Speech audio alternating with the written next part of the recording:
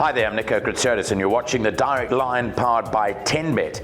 Coming up on today's show, we'll speak to Race Coast Sales' Pippa Mickelborough as our special guest as they head towards their premier yearling sale taking place in Cape Town this coming weekend. We'll be asking her about that and also reflecting on the big cap race meeting, which is due to be held down in KwaZulu-Natal in the first 2 weeks of April. We'll then go to our competition section, and I can tell you that Roderick Govender beat me to it. We'll find out how he did that a bit later on, and we'll reflect on this week's competition, find out who wins this week going into the weekend.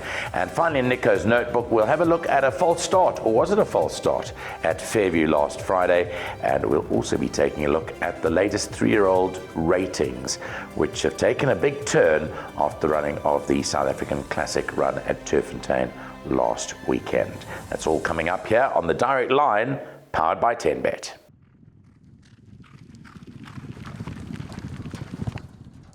Well, it's my great pleasure to welcome on to The Direct Line, powered by 10Bet, Pippa Mickelborough. Many would know her in years gone by as associated with some great stallions and some great thoroughbreds that she bred out at Aventure in Somerset West.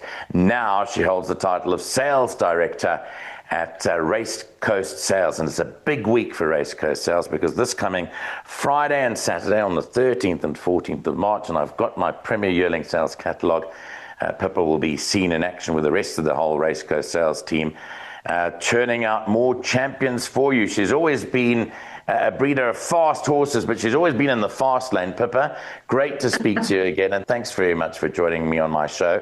It's a busy time for you, isn't it? Yeah, Nico, it's, thank you very much for the opportunity. Yes, on the other side of the fence now. So been a vendor for, 45 years actually.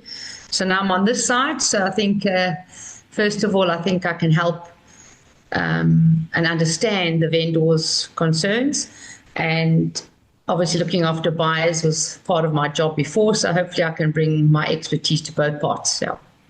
And this is the premier sale, that's what it's called. It's called a Premier Yearling Sale. This is really the top sale where everyone comes down to Cape Town, has a look around, and there's a lot that goes on behind the scenes, but you'd know this after being a vendor about which horses eventually make it to the final catalogue stage. Yeah, listen, I think every sale around the world has to find its niche where it fits in best. TBA obviously has been going for 100 years, and we all know that's the sort of place you all go in November. But there's no reason why you can't all come down here in March. Travel is easier. The weather's magnificent. It's a cool 40 degrees today at Hollywood Bets Kenilworth. And yes, we've been well supported by the vendors, and it was for me an enlightening few months because I did all the inspections this year. So instead of looking at my own, I looked at 320 so horses with Rick Wiley, who comes out from New Zealand. And we chose what we thought would be the right horses for March in Kennel, in Cape Town. Yes. And that was interesting, and traveling the length and breadth of the country was very, very rewarding to see other farms in action. But breeders are extremely upbeat, Pippa. I mean, the prices of racehorses in South Africa have been very good. The news about the relaxation of exporting, a lot of horses are going overseas and doing pretty well. That, of course, would raise the profile of our local thoroughbreds. And you would have had a lot of international interest too, I'm sure.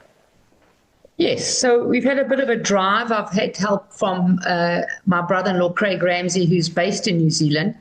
So he has been active with me this side to try and get. So we've got 22 here. They arrived between Sunday and Monday from England, Ireland, New Zealand, Australia, breeders, bloodstock agent, vets. And they're coming to see and look. We've entertained them. They've done the normal touristing things. I think they've been blown away, like everybody does when they get here, Nico. I mean, just got to get them into the country. And doesn't matter whether what they're into, whether it be yachting, horse racing, rugby, this country blows people's mind. I mean, we had a beautiful dinner for them last night. They are already burnt. But they cannot believe what they've seen. They cannot believe, and they haven't seen a horse yet because we've been doing the touristy things. Yes. So today they arrive at the sale complex. They are very interested to buy. We have to help them facilitate the export protocols. Very exciting, and I think the future looks good. We just got to get more mares. We've got to breed. We've got to increase our numbers. We've got to get more proven stallions. So we've got to keep working hard at it. We are, but we're a little bit short on numbers. So I think that's going to be our that's our right. hardest the numbers hurdle. And was that mainly because of COVID or just because of the downturn in our industry before? Definitely COVID. We lost a lot of small breeders, but a lot of big breeders. If you have a look at the size of breeding in KwaZulu-Natal now, I started at Eldora, I think there were 30 or 35 studs. We've got to try and do something. There are plans afoot to try and get breeding up and get more mares being bred, because we need more runners to have more races, to push the tote, to push the betting, to get more buyers. It's a chicken and egg. We're short of horses, so definitely a buyer's market. That's one good thing. The breeders will be happy now. Now, Pippa, a lot of people that watch this podcast are not completely immersed in the racing industry. For someone that would want to come in to Hollywood Bets Kenilworth on Friday or Saturday as knowing absolutely nothing, what would your advice be to them as their first port of call? They come there, they see all these wonderful thoroughbreds. They've got cash, but they wouldn't know the first thing about how to go about it. How would someone approach it?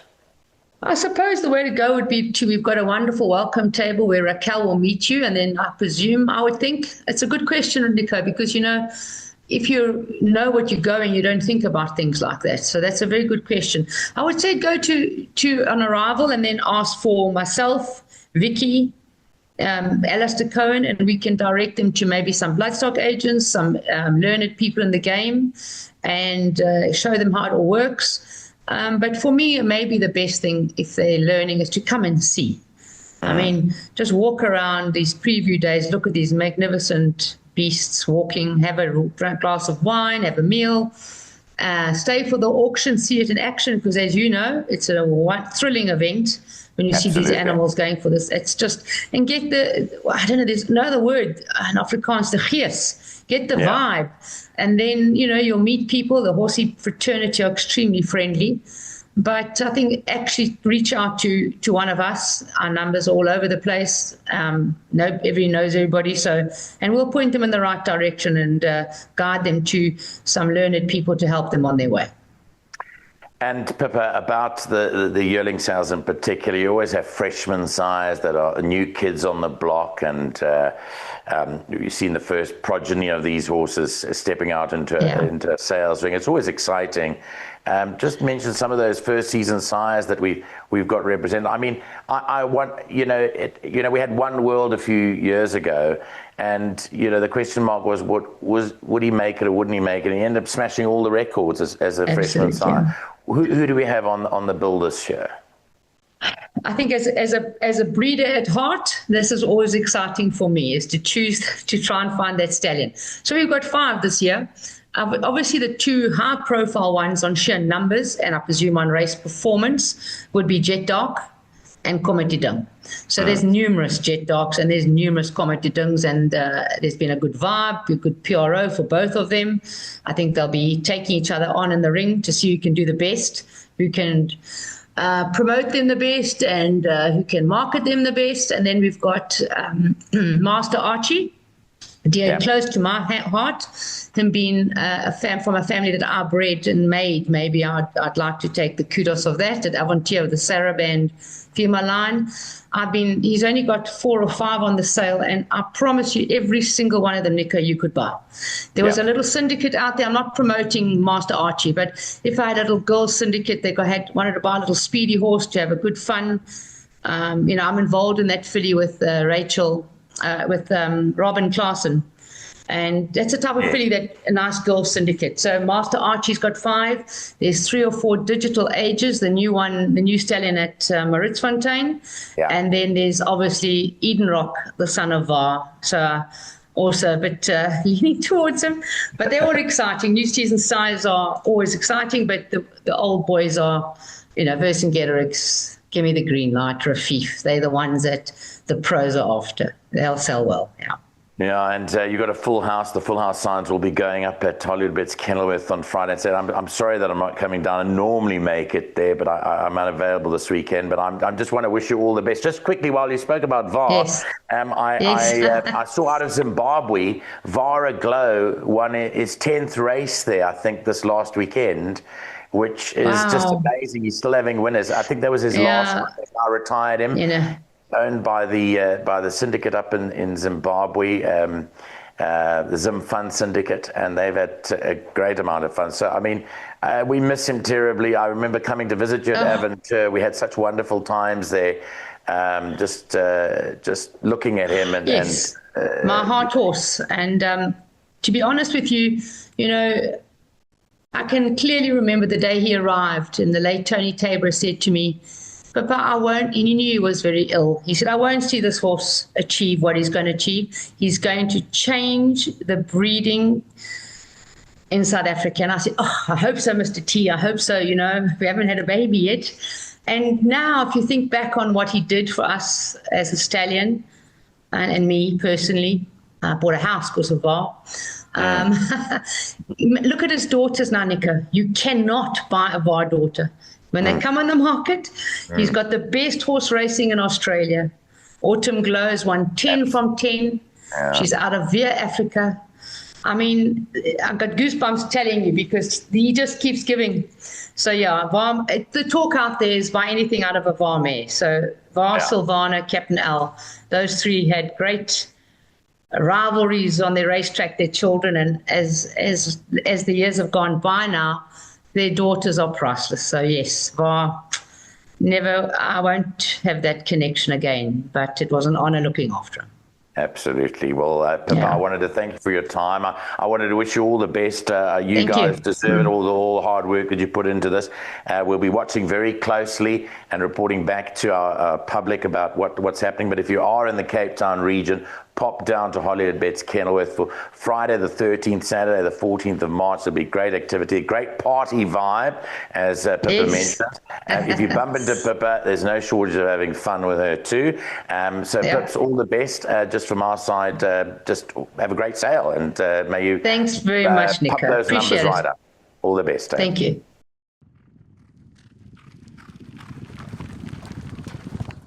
Well, thanks very much there to Pippa Mickleborough for speaking to us about the Race Coast sales. Looking forward to following that. Now it's competition time, and remember to enter your entry into the draws that happen week in, week out. You'll have to send your name and your mobile number to us on our email address, the direct line SA@gmail.com. It's one word. The direct line SA is one word at gmail.com. Just send your name and number and you'll be part of the next draw, which we'll do next week. So last weekend, just recapping, Roderick Govender beat me to it. He tipped 1 out of 3 of his horses won. None of my 3 won on Classic Day out at Turffontein. So he went off with R1,000 worth of 10-bet betting vouchers, which will be deposited in his 10-bet account. And I'm sure he's already playing with them by now. So the prize reverts back to 500 Rand for this week, and it's time to draw out a winner and also to find out which race meeting we'll be betting on for this, or we'll be tipping on for this weekend, and also to find out which races he'll be tipping on too. So let's go to the winner, and full of names and in here in the box over here. Let's pick out one of the winners over here. Let's see who we've got. Our winner for this week is Sameshan Naika. Sameshan Naika, you are the winner of this week's competition, and you will come up against me, and the question mark is whether you'll be tipping, or whether we'll be tipping on the Turffontein meeting. Let's just throw that away. The Turffontein meeting on Saturday the 14th of March, or we'll be tipping on the Hollywoodbets Scottsville meeting, which is taking place on Sunday the 15th of March. So let's put in the 2 doofies over here, the Turffontein and the Scottsville meeting, and let's see what we've got over here. Which one is it? It is the race meeting at Scottsville. So that is the Sunday meeting. that we'll be going for on Sunday, the meeting at Scottsville. And now there are 10 races at Scottsville this coming Sunday. So let's have a look. Thank you very much. What we've got over here, we've got the odds and the evens. Which one will Submission be tipping on? You either tip on odds or evens. Remember, we tip on the last 6 races of the day. So it's races 6, 7, 8, 5, 6, 7, 8, 9, and 10. Is that right? 5, 6, 7, 8, 9, 10. Yeah, from 5, 6, 7, 8, 9, and 10. This is what you'll be tipping on. Evens is what Submission will be tipping on, which is another hell of a story, because I always seem to get the odd numbers, and it's not good luck. But anyway, well done to Submission. You're tipping on the even numbers. So the last 3 even numbers are yours. You're tipping on races 6, 8, and 10. And I'll be tipping on races 5, 7, and 9, and may the best tips to win on the day. So I'm up against Submission Nika this coming Sunday. That's where we'll be tipping on. And if you do beat me, remember, if you equal me with the number of winners, the prize rolls over. You have to beat me in terms of the number of winners that you tip in your 3 races. All the best to Submission Nika. We'll be in contact straight after this. That's it for the competition section. Next up is Nico's Notebook. Well, finally on our show today, we're on to Nico's Notebook. In the section today, I've got 2 main things that we'll be talking about today. The first one is about the false start that was or wasn't declared on Friday, the 6th of March. And I've been speaking down at Fairview to the Chief Stipe, their Langa Deuce, earlier on today before I went to air, about exactly what transpired. So basically what happened was, it was the last race of the day, and the starter wanted to call a false start, but unfortunately when he pressed the button for the siren for the false start, the siren did not activate. Therefore, the jockeys, 90% of them, didn't hear the false start hooter because it didn't go off. The red flag was raised. You can see the starter on the rostrum actually raising the red flag, but he raised it quite late in the day, and most of the field have either gone past him or aren't looking at him. At the end of the day, the question was it a false start? Now, I've had a look at the footage. It wasn't a false start. Not by the rules of the NHA. It doesn't or isn't. It doesn't look like it should be a false start anyway, according to the rules. However, 2 apprentices and 1 of the senior jockeys decided that it was a false start. So what they did was they pulled up their horses and didn't give them the full opportunity of running the entire distance. And there were punters that were aggrieved that backed those horses that said basically that they didn't participate fully in the race itself. The conundrum and the question that the Stipes had to ask then was, what do we do with those runners? Do we declare them non-runners, or do we just leave it as it is? So there was no ways, firstly, that they could declare the race null and void, because in their mind, the race isn't a false start according to the rules. A horse nudged the gate open, but he didn't get an unfair advantage in the race. And with the jockeys that didn't ride their horses out because they thought there was a false start, they can't actually do that according to the rules. Unless the siren was sounded, they can't take the law into their own hands and say there was a false start, because if they did declare them non-runners, then any horse and any jockey on any horse rather, could then turn around in any race and say that they thought it was a false start and would set a precedent. So I think, looking at it very carefully and according to the rules, I think that the Stipes acted correctly there. And I've taken a look at the footage, and I've also spoken to the Stipe. What they have done is to have a full inquiry into this. And the reason for that is to find out why the siren didn't effect when they pushed it. If the siren was effected, then all the jockeys would have heard the siren, they would have pulled their horses up, and they would have gone and restarted the race. But the point is that it wasn't a false start in the first place. So I think all those factors taken into account, I think that the Stipes acted correctly. That's my personal view on it. And whilst the 2 apprentices and the rider didn't give their mounts the full opportunity of winning the race, unfortunately the rules don't allow for that, because they would have set a precedent going forward. Then we talk about the merit ratings, and once again, this is an ugly issue. Unfortunately, it's become extremely messy. We spoke about it on last week's show, and I think we spoke about it 2 weeks ago as well when Nakeeb was around. The 3-year-old ratings in Johannesburg were altered after the running of the Guineas. So after the running of the Guineas on the 7th of February, the handicappers, according to the result of the race, where they used Tin Pan Alley as the line horse at a 117, raised the ratings of Split the Eights from a 97 to a 121.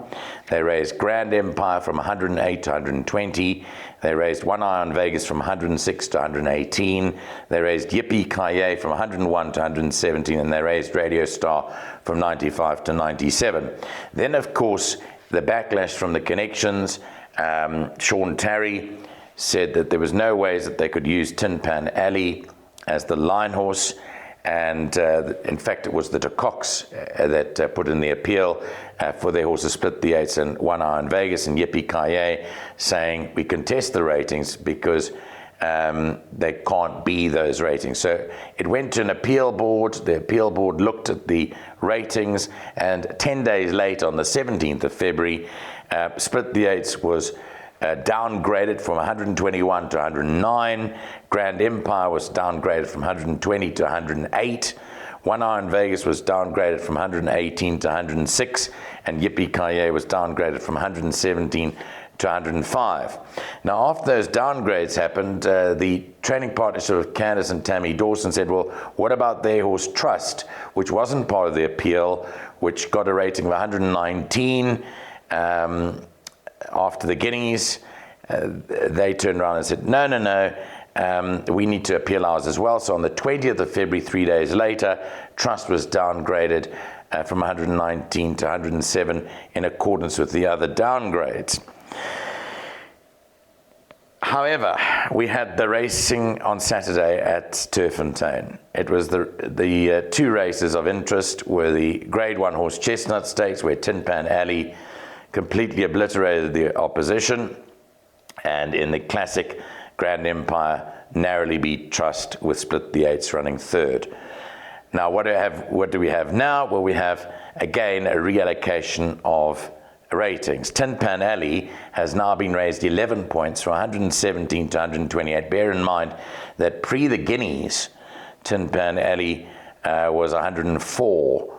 So it's gone all the way up to 128, picked up 24 merit rating points in probably about a month or so. Grand Empire, from the adjusted rating of 108, is now 120. And if you remember, Grand Empire was 120 in the initial ratings given by the handicappers after the Guineas. So it is where it is. Trust has gone back to 119 from where he came. Split the Eights has actually gone to 116. He was given 121. So you can actually say that maybe Split the Eights is a bit underrated now at 116. One Eye on Vegas has gone from 106 to 115. He was rated 118. And then Radio Star has actually been lifted all the way from a 97 to 107.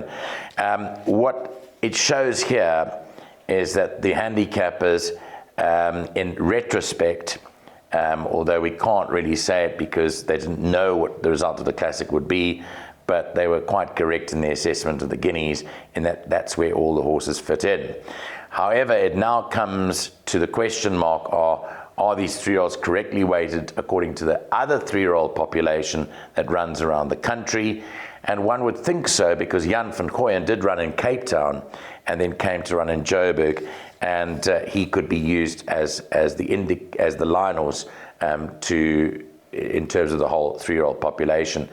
But it also now begs the question about how well these 3-year-olds are going to be in the upcoming Hollywood Bets Durban July, which runs in July, because the top-rated horse at the moment is See It Again. If we take See It Again at 130 and use his rating at 130, all these horses come into a long handicap. Remember that the top weight in the July is now carrying 62.